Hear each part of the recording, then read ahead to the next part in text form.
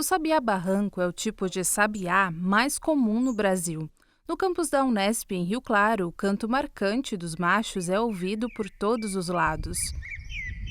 Estes pesquisadores monitoram os casais que constroem ninhos nos prédios da unidade.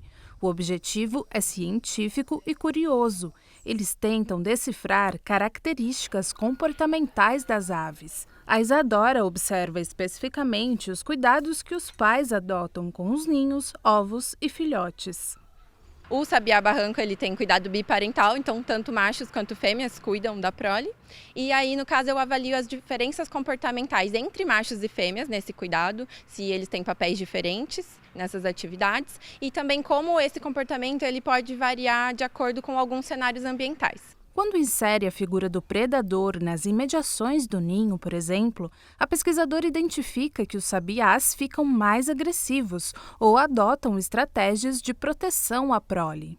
Eles podem parar de entrar e sair do ninho para não denunciar o local do ninho para esse predador, por exemplo, porque os predadores que usam a visão para procurar as suas presas, eles muitas vezes identificam ninhos de acordo com a entrada e saída dos pais desse ninho, né? Porque os pais ficam entrando e saindo do ninho toda hora, por exemplo, para trazer alimento. E nessa, um predador que está ali de olho vai conseguir identificar esse ninho e predar. Por outro lado, as aves que vivem no campus não exibem receio em relação aos seres humanos. Este ninho ativo é prova. Ele fica num dos pontos mais movimentados do local, a cantina. Que aqui não faltam árvores para eles fazerem ninhos, né? É um campus com bastante vegetação, mas mesmo assim a gente encontra muito mais ninhos nos prédios do que nas árvores. E isso indica que é uma escolha das fêmeas. Algumas fêmeas preferem fazer ninhos em prédios, né? E como resultado já desse processo de aprendizado individual e também de herança dos filhotes que nascem nesses ninhos em prédios, a chance deles buscarem novos prédios para fazer ninho é maior do que aqueles que nascem em árvore. Então isso vai criando como se fosse uma linhagem de sabiás que são urbanos e que preferem os prédios para fazer ninho.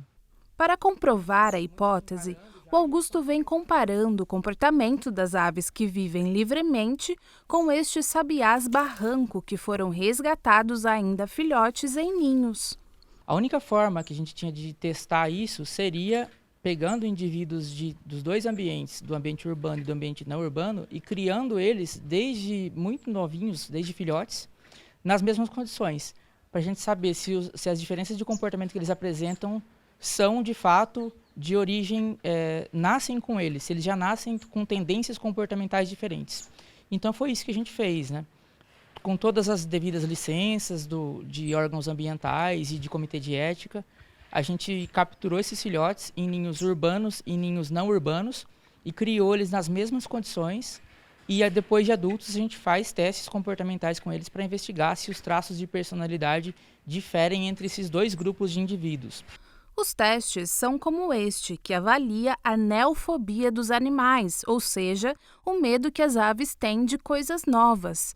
Primeiro, o Augusto coloca o alimento dentro da gaiola do sabiá e monitora quanto tempo ele demora para dar a primeira bicada. Depois, ele repete a situação, mas desta vez pendura uma bola rosa do lado de fora.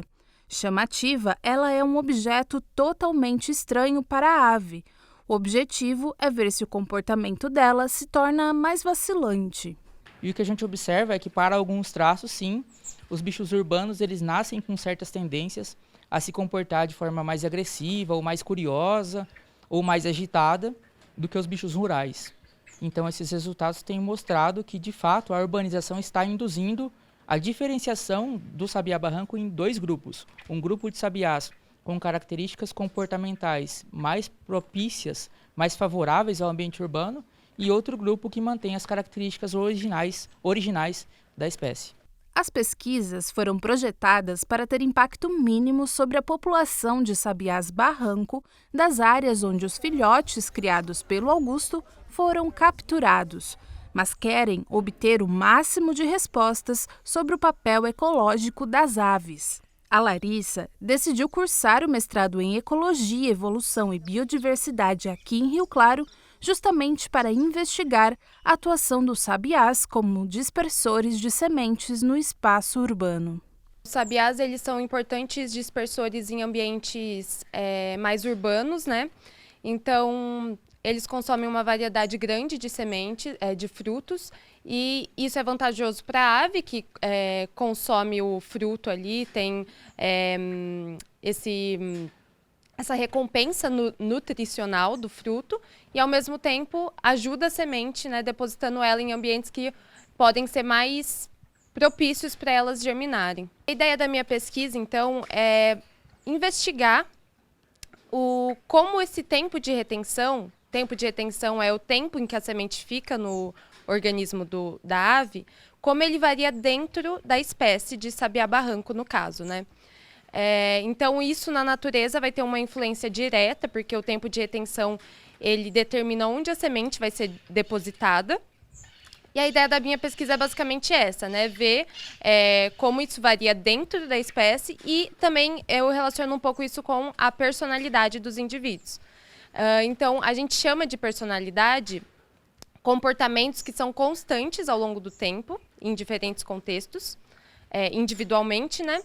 E, no caso da minha pesquisa, eu avalio o nível de atividade. Então, se o nível de atividade vai influenciar ou não nesse tempo de retenção. Os biólogos e ecólogos, eles só recentemente começaram a olhar para as diferenças entre um indivíduo e outro. Porque um grupo de indivíduos era considerado um grupo de seres com um comportamento muito parecido. Mas hoje a gente já sabe que não. A gente tem olhado e se debruçado cada vez mais para as diferenças entre um indivíduo e outro.